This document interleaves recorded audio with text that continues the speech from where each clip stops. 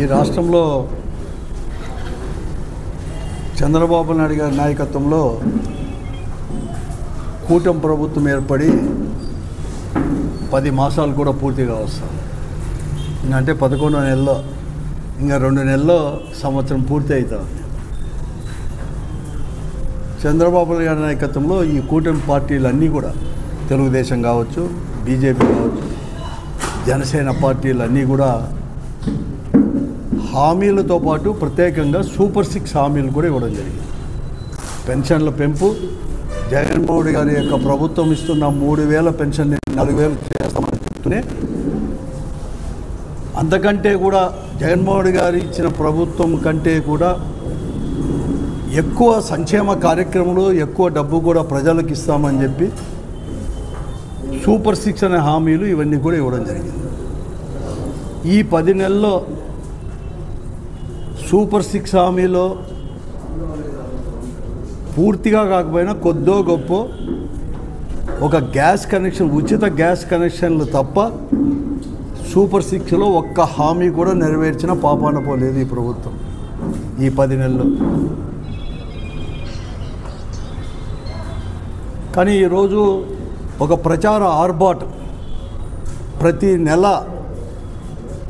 ఏ సమస్య వచ్చినప్పుడు లేకపోతే ప్రతి నెల ప్రజలను వచ్చి డైవర్ట్ చేయడానికి ఒక ప్రచార ఆర్భాటం, దానికి తగిన విధంగా కూడా వేదికలు చేసుకోవడం, చెప్పిన అబద్ధాలు చెప్పుకోకుండా కేవలం ఈరోజు జగన్మోహన్ రెడ్డి గారు కానీ వైఎస్ఆర్ కాంగ్రెస్ పార్టీ ప్రభుత్వం లేకుండా ఈ రాష్ట్రంలో 10 నెలలు అయిపోయినా, అంటే దాదాపుగా వారికి ఇచ్చిన టైంలో 1 కింద 5వ భాగం అయిపోయింది మాత్రమే ప్రచారం చేసుకుంటూ కుట్రలు పన్నుతూ ముందుకు పోతున్నాడు తప్ప ఈ రాష్ట్ర అభివృద్ధి విషయంలో కానీ, లేకపోతే జిల్లా అభివృద్ధి, అనంతపురం జిల్లా అభివృద్ధి కావచ్చు, ఉమ్మడి జిల్లా అభివృద్ధి కావచ్చు, ఎక్కడ కానీ ఎక్కడ ఒక అడుగు కూడా ముందుకు పడిన వైనం కూడా. సంక్షేమ కార్యక్రమాలు అంటే అవి కూడా ఏం చేయలేకపోయాడు. గ్యాస్ కూడా అరకొరగానే పూర్తిగా ఏదైతే చెప్పాడో అది కూడా పూర్తిగా ఇవ్వలేకపోయాడు ఎక్కడ కానీ. దాంట్లో ఒకటి చేయడం జరిగింది. కానీ ఈరోజు కొత్త పదాలు, అదేదో పాత సీసాలో కొత్త సారాలను పెట్టినట్లుగా కేవలం కొత్త పేర్లతో ఈరోజు ప్రజల ముందుకు వచ్చి ప్రజలను మొబ్బబెట్టాలనే ఒక ప్రయత్నం ఈ రాష్ట్రంలో 10 నెలల నుంచి కూడా జరుగుతుంది. నిన్న కూడా ఉగాది పర్వదినాన కొత్త పదానికి P4 అనేది, అదేదో కొత్తగా చేసుకున్నట్టు కూడా గతంలో కూడా ఉంది. కార్పొరేట్ సంస్థలు, ధనవంతులు దత్తుకు తీసుకోవడము, తర్వాత వాలంటీర్ ఆర్గనైజేషన్ దత్తుకు తీసుకోవడము, ఇదంతా కొత్తగా వచ్చింది ఏం కాదు. ఆయన ముఖ్యమంత్రి మొదలు కాకుండా ముందు, ఆయన కంటే ముందు ముఖ్యమంత్రులు ఉన్నప్పుడు ఏ ప్రభుత్వం ఉన్నా కూడా అవన్నీ ఉండేది. ఒక P4 public private peoples partnership అని P4 అని ఒకటి పెట్టడం, దాంట్లో ఆశలు రేకెత్తించడం ప్రజలకు. లేకపోతే ప్రతి నెల కూడా పెన్షన్లు ఇచ్చే కార్యక్రమం చెప్పి ప్రజావేదిక ద్వారా చెప్పిన అబద్ధం అనేది కూడా మళ్ళీ చెప్పకుండా ఈ 10 మాసాలు నేను 10 ప్రజావేదికలు చూశాను. ఆయన అధికారంలోకి వచ్చినాక, ప్రమాణ స్వీకారం చేసినాక, జూన్ 12వ తేదీ లాస్ట్ ఇయర్ చేసినాక 10 ప్రచార వేదికలు అయినాయి. ఒకటి కూడా చెప్పింది మళ్ళీ ఆయనది కూడా మళ్ళీ నెక్స్ట్ టైం కూడా మళ్ళీ కథ ఎత్తాడు. ఆ పరిస్థితుల్లో ఈరోజు ఈ 10 నెలలు కూడా ముందుకు పోతా ఉంది. ఈరోజు P4 అనేది ఏం కొత్తదేం కాదు. ఇది P4 అనేది గతంలో కూడా అన్ని కార్పొరేట్, ఎందుకు ఇతను ముఖ్యమంత్రులు గతంలో కూడా ఉండ్రి. మన అనంతపురం అసెంబ్లీ నియోజకవర్గం రాజీవ్ కాలనీ కావచ్చు, లేకపోతే కొన్ని గ్రామాలు మంత్రులని ప్రతి ఎమ్మెల్యే కూడా వాళ్ళ నియోజకవర్గంలో 1-2 గ్రామాలు తీసుకుంటే కడకు సిమెంట్ రోడ్డు కూడా వేయలేని పరిస్థితి. 5 సంవత్సరాలు కూడా 3వ తూరి ముఖ్యమంత్రిగా ఉన్నప్పుడు కనీసం వాళ్ళు చెప్పిన దాంట్లో కూడా 3 అన్నా కనీసం చేసినట్టు లేదో ముచ్చటగా కానీ ఏది కానీ చేయలేని పరిస్థితి. ఇప్పుడు కొత్తగా P4 అని తీసుకొని వచ్చేసాడు. దీంట్లో ఆయన చెప్పేది ఏమంటే, కొత్తగా చెప్పేది ఏమంటే, అసలు పావర్టీ అనేది కూడా లేకోకుండా చేస్తానని చెప్పేసి, జీరో పావర్టీ అంటే 2029కే జీరో పావర్టీ చేస్తాడంట. ఈరోజు 2,20,000 ఉండే తలసరి ఆదాయము, కుటుంబ తలసరి ఆదాయాన్ని 5,20,000కు 29కే చేరుస్తాడు.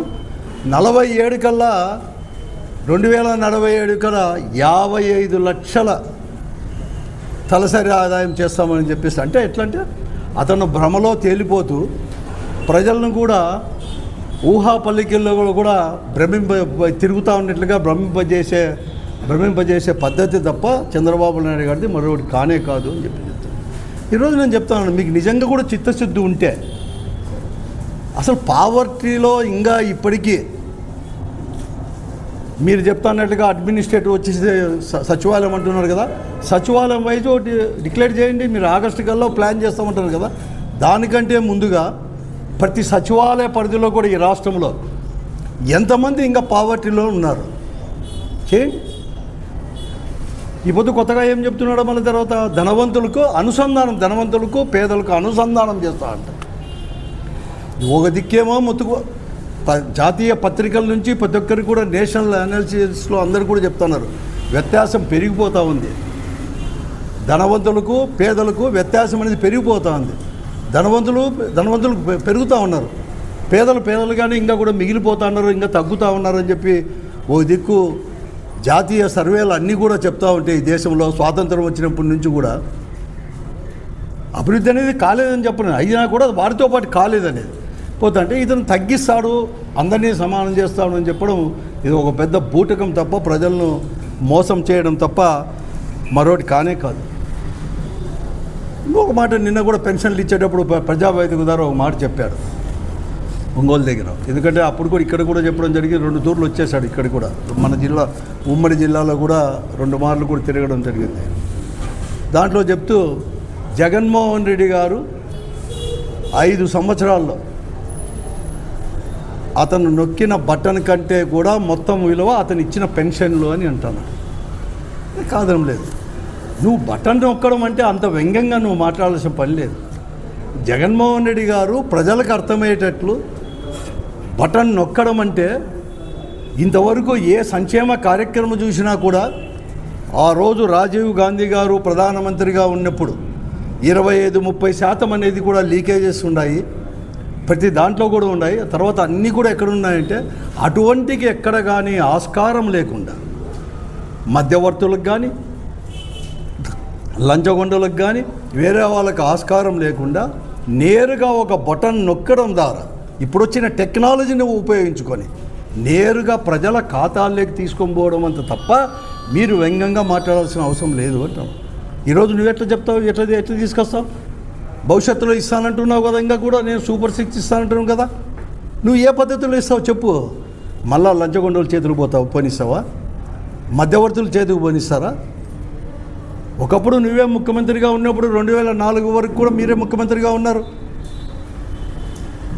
ఆ ముఖ్యమంత్రిగా ఉన్నప్పుడు మీకు ఇచ్చిన పెన్షన్లు ఎంత 50. శాచ్యురేషన్ అన్న పదానికి అర్థం తెలియదు. అటువంటి రాజశేఖర రెడ్డి గారు ఏ సంక్షేమ కార్యక్రమం చూసినా ఇండ్లు ఇచ్చే కావచ్చు, పెన్షన్లు 200 రూపాయలు ఆనాడు ఈ పెన్షన్లు ఇచ్చే కార్యక్రమం కావచ్చు, శాచ్యురేషన్ పదానికి అర్థం తీసుకొని వచ్చి చేయొచ్చు అని నిరూపించినాడు డాక్టర్ వైఎస్ రాజశేఖర రెడ్డి గారు ముఖ్యమంత్రి అయిన తర్వాత. మళ్ళా జగన్మోహన్ రెడ్డి గారు మళ్ళీ కూడా ఒక అడుగు ముందుకు వేసి ఈరోజు పెన్షన్లు కాదు, పెన్షన్లతో పాటు ఇది కూడా ఇవ్వాలి, 1000 రూపాయలే కాదు అని చెప్పి తీసుకుంటూ వచ్చినాడు. ఈరోజు నేను ఒకటే అడుగుతున్నాను, ఇదే చంద్రబాబు నాయుడు గారికి కానీ తెలుగుదేశం పార్టీ వరకు నాయకులకంతా నేను ఒకటే అడుగుతున్నాను, అందరికి కూడా, ఉప ముఖ్యమంత్రి నుంచి ముఖ్యమంత్రి ఉప ముఖ్యమంత్రులు కూడా. ఆ రోజు 2024 జనవరి నుంచి మార్చి ఏప్రిల్ వరకు కూడా ఈ రాష్ట్రంలో 66,34,742 మందికి పెన్షన్లు ఇచ్చేవారు. 66,34,000. కానీ ఈరోజు మీరు ఇస్తున్నది ఏమి? పోయిన నెలలో ఈ నెలలో ఇచ్చేసింది నేనంటే నిన్న ఓటు శాంక్షన్ చేసింది కేవలం 63,27,000 26,000 మాత్రమే మీరు చేసింది. అంటే దాదాపుగా 3 లక్షలకు పైబడి అనేది కూడా పెన్షన్లు అనేది కూడా ఈ రాష్ట్రంలో కోత కోశారు. అంతెందుకు జిల్లా కేంద్రం ఈడే తీసుకోండి, మేమే జగన్మోహన్ గారు ముఖ్యమంత్రిగా ఉన్నప్పుడు 24 జనవరి ఫిబ్రవరి మార్చి ఏప్రిల్లో కూడా 23,662 ఏమో ఇస్తుంటే నిన్న శాంక్షన్ అయింది ఇక్కడ కేవలం 22,561. అంటే ఈ ఒక్క పట్టణంలోనే, మళ్ళా నియోజకవర్గం కాదు, ఈ అనంతపురం మున్సిపల్ కార్పొరేషన్లోనే 1000 పెన్షన్లకు తగ్గించడం జరిగింది. రాష్ట్రంలో 3 లక్షలకు పైన చెప్పి ఈరోజు వికలాంగులకు మేము చెప్పుకుంటాం, మీరేమి ఎక్కువ ఇస్తామా 6,000 అని 7,000 అని చెప్పి మీరు చెప్పుకునేవారు. ఈరోజు అర్థానికి అర్థం తగ్గించేసినారు. మళ్ళీ కూడా సర్వేల పేరట, మళ్ళీ కూడా రీసర్వే పేరట, మళ్ళీ డాక్టర్ల దగ్గరికి వాళ్ళే పంపించి అందరూ కూడా సర్టిఫికేట్ తీసుకొని రావాలని చెప్పేసి ఇంకొక నెలకో 2 నెలలకో పూర్తిగా వికలాంగులది కూడా ఇంకా కూడా అర్థానికి అర్థం పైన కూడా తగ్గించే కార్యక్రమం కూడా చేస్తాం.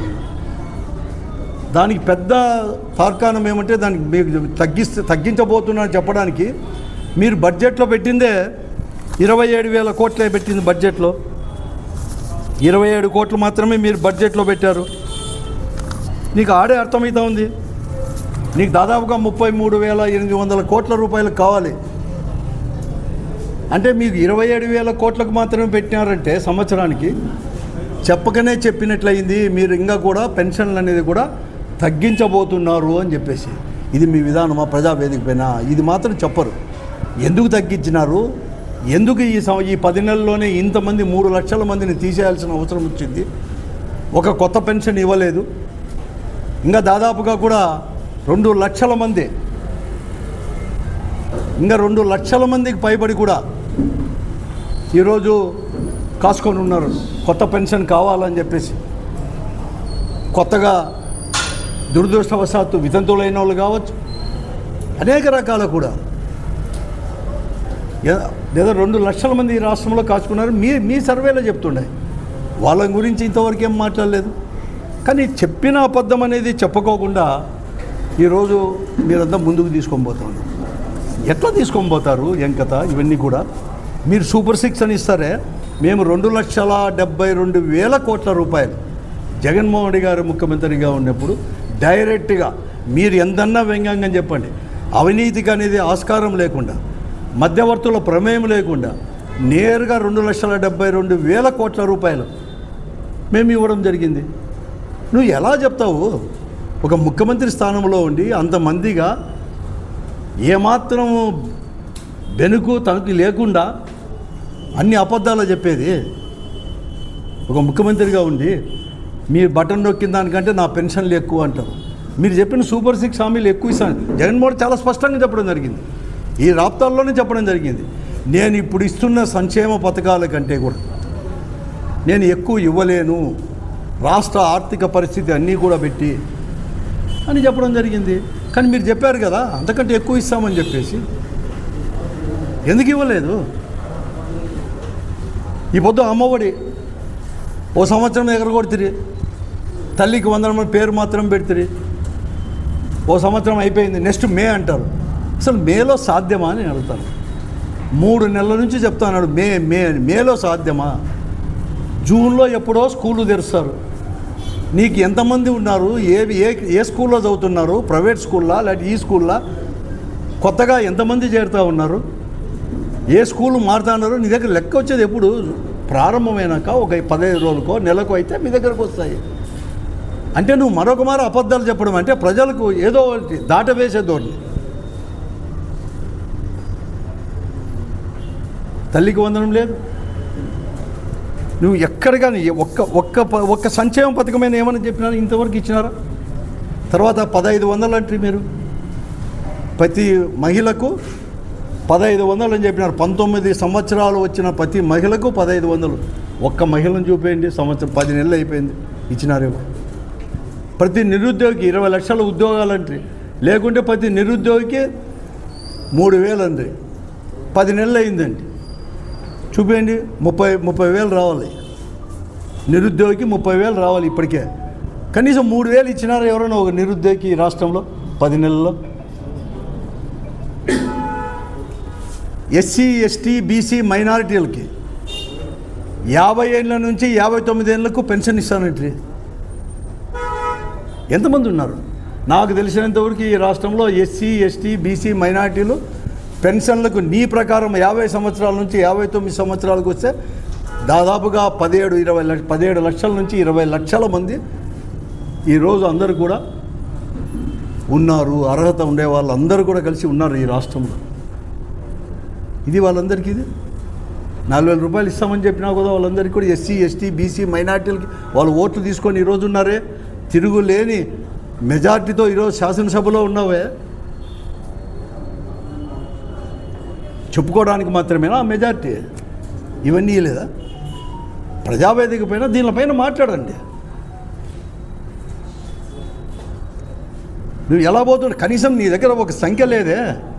ఇంతవరకు నువ్వు ఏం P4 అన్నవే. నువ్వు పావర్టీ జీరో పావర్టీ చేస్తా అన్నప్పుడు ఈ రాష్ట్రంలో సచివాలయం వైజు, కాన్స్టిట్యున్సీ వైజ్ వద్దు, పంచాయతీ వైజ్ వద్దు, సచివాలయం వైజు పావర్టీ కిందే, పావర్టీతో పేదవారు ఎంతమంది ఉన్నారో నీ దగ్గర లెక్కలు తీసుకోకుండా వెంటనే ప్రకటించు. నువ్వు స్టాటిస్టిక్స్ చెప్పుకుంటూ పోతే ఎన్ని రోజులని మోసం చేస్తావు? ఇదే పరిస్థితి.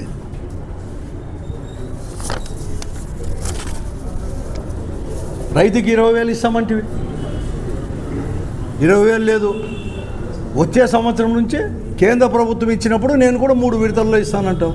అంటే ఒక ఎగరగొట్టినట్లే, ఎగనామం పెట్టినట్లే రైతులకి అందరికి కూడా. రైతుల పరిస్థితి ఎంత అద్మానంగా ఉంది ఈ రాష్ట్రంలో. ఓ దిక్కేమో కరువు, ఓ దిక్కు పండించిన పంటకు కూడా గిట్టుబాటు ధరలు లేదు. పోతే పని ప్రజలకన్నా కానీ ఏదైతే రైతుల దగ్గర నుంచి కూడా ఆ రేట్లకి ఇస్తామంటే అసలు నిత్యావసర దీంట్లో సరుకుల దగ్గర నుంచి కాయగూరల వరకు, పండ్ల వరకు కూడా విపరీతమైన రేట్లు మార్కెట్లో. ఈ రాష్ట్రంలో ఎవరు కొనలేని పరిస్థితి కూడా, సామాన్యుడు కూడా విపరీతంగా రేట్లు పెరిగిపోయినాయి 1 నెల నుంచి 2 నెలల నుంచి. రైతుకు మాత్రం ఎక్కడ కానీ కనీసం మద్దతు ధర కూడా ఎక్కడ కానీ దొరకలేని పరిస్థితి ఈ రాష్ట్రంలో ఉంది. అంటే దళారులకే ఇదంతా కూడా, రైతు పండించిన పంట అంతా కూడా దళారుల పాలవుతా అంటే కూడా ప్రేక్షక పాత్ర అనేది కూడా ఈరోజు కేంద్ర రాష్ట్ర ప్రభుత్వాలు చేస్తాయి. దానిపైన శ్రద్ధ లేదు. అంతెందుకు ఈ రాష్ట్రంలో ఒకవేళ మన జిల్లాలో కరువైనా కూడా, ఉమ్మడి జిల్లాలో కరువైనా కూడా ఈరోజు పై ప్రాంతాల్లో కురిసిన వర్షం వలన నాకు తెలిసినంతవరకు నేను 45 ఏళ్ళ నుంచి దీనికి బాగా ఫాలో అవుతాను. ఇంతవరకు అప్పుడు ఆ కాలంలో కూడా ఫస్ట్ హెచ్ఎల్సీ వచ్చిన కాలంలో కూడా అన్ని నీళ్ళు రాలేదు.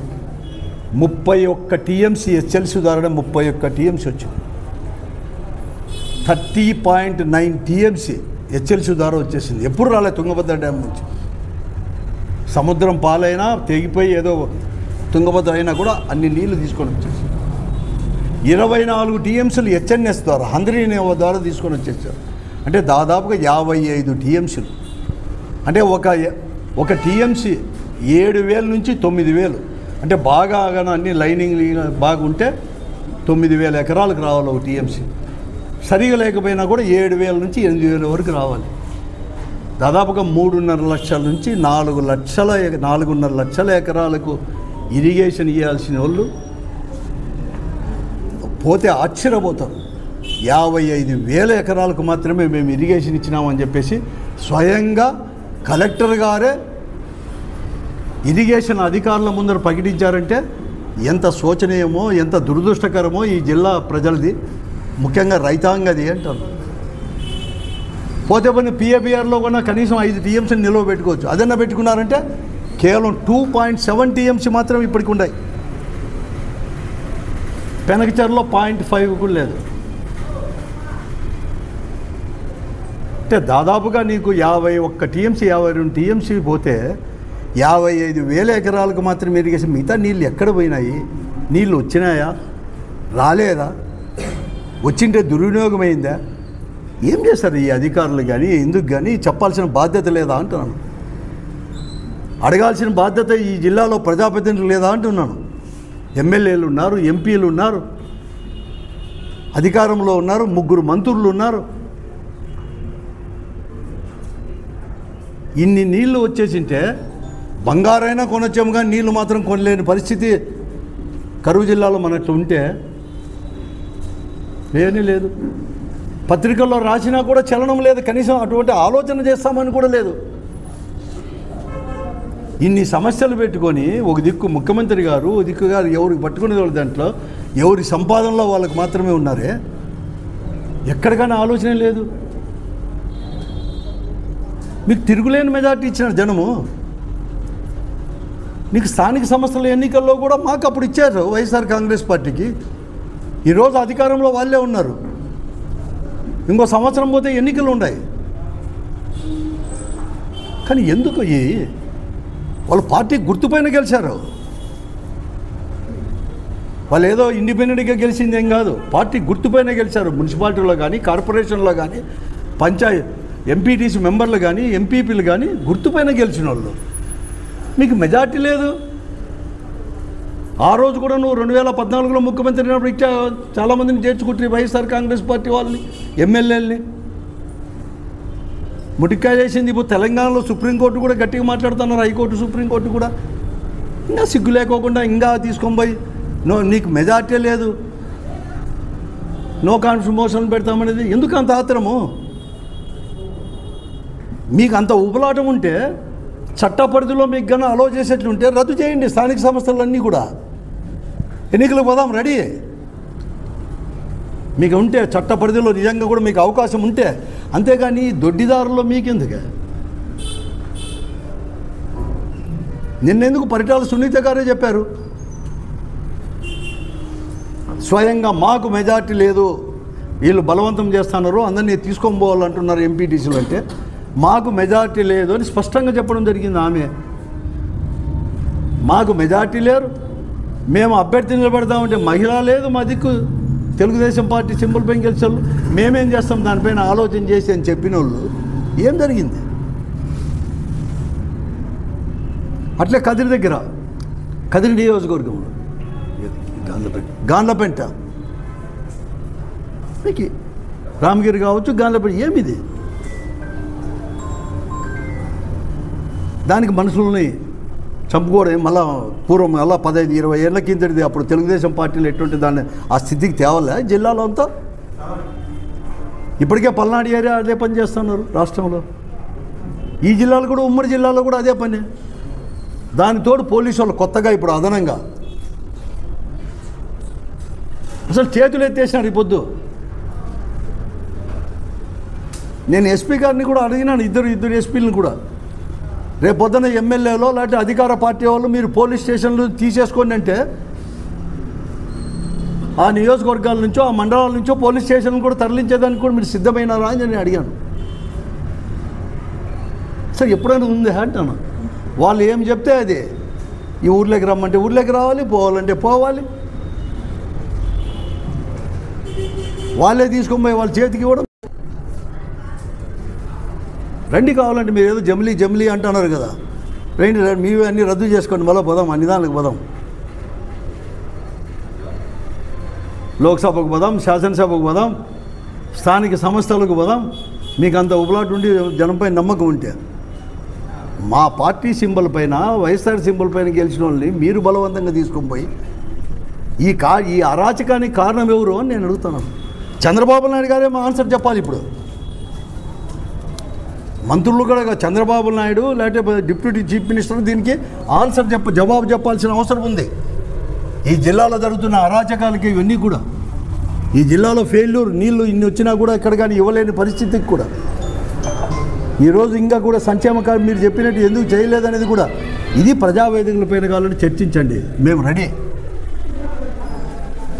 మీ బెదిరింపులకు, మీ అరాచకాలకు ఇవేం కొత్తవేం కాదు. ఈ జిల్లాలో మేము చూస్తానేది మీతో, మీరు అధికారంలో ఎప్పుడు ఉన్నా కూడా ఇవన్నీ కూడా చూస్తూనే ఉన్నాం. 35-40 సంవత్సరాల నుంచి కూడా ఎవరు భయపడరు. నిన్ననే ప్రూవ్ అయింది ఈ రాష్ట్రంలో 51 మంది అంటే 30 మంది కూడా మళ్ళీ అంతకు గెలిపించుకోవడం కానీ, ఏ పరిస్థితుల్లో కూడా కడకు పోలీసు వాళ్ళ ఆఫీసర్లు చెప్పినా, పెద్ద అధికారులు చెప్పినా కూడా ఎన్నుకోకుండా చేతులు ఎత్తిన విధానం పార్టీకే. మేము వైఎస్ఆర్ కాంగ్రెస్ పార్టీలో ఉంటాం, జగన్మోహన్ రెడ్డికి మా ఓటని చెప్పి ఎత్తిన విధానాన్ని చూసి గ్రహించుకోండి. వైఎస్ఆర్ కాంగ్రెస్ పార్టీ యొక్క కార్యకర్తలు కానీ, లీడర్ల యొక్క మనోభావాలు ఇంకా పప్పులు ఉడకవు. ప్రజా సమస్యలపైన కావచ్చు, లేకపోతే మీ అరాచకులపైన కావచ్చు, మీరు పోలీసు వాళ్ళు అందరూ కలిసి వచ్చినా కూడా ఎదుర్కోవడానికి వైఎస్ఆర్ కాంగ్రెస్ పార్టీ కార్యకర్తలు మేము అందరూ నాయకులు సిద్ధంగా ఉన్నాం జగన్మోహన్ రెడ్డి గారి నాయకత్వంలో అని చెప్పి నేను చెప్తా ఉన్నాను. ఆ విషయాన్ని జగన్మోహన్ రెడ్డి గారు కూడా నేను చెప్పడం జరిగింది. రేపు నిన్న జరిగిన రామగిరిలో గ్రామంలో కూడా, రామగిరి మండలంలో ఉండే పాపిరెడ్డిపల్లి దానికి కూడా, ఆ బాధిత కుటుంబాలని పరామర్శించడానికి కూడా స్వయంగా మా పార్టీ అధ్యక్షులు జగన్మోహన్ రెడ్డి గారే మంగళవారం కూడా వస్తున్నాడు ఆ గ్రామాన్ని సందర్శించి ఆ కుటుంబానికి ధైర్యం చెప్పడానికి. ఆ కుటుంబమే కాదు, మొన్న మాట్లాడుతూ ఆ కుటుంబంతోనే చెప్పాడు. ప్రతి కార్యకర్తకు కూడా మెసేజ్ ఇచ్చాడు, నేను ఉన్నాం, ఏం లేదు, భయపడతాను, ఇంకా ఎదుర్కొంటామని చెప్పేసి. దీనికంతా కూడా ముఖ్యమంత్రి బాధ్యత తీసుకోవాల్సిన అవసరం కూడా ఉంది. ఈ జిల్లాలో జరుగుతున్న పరిణామాలు అనే దానికి కూడా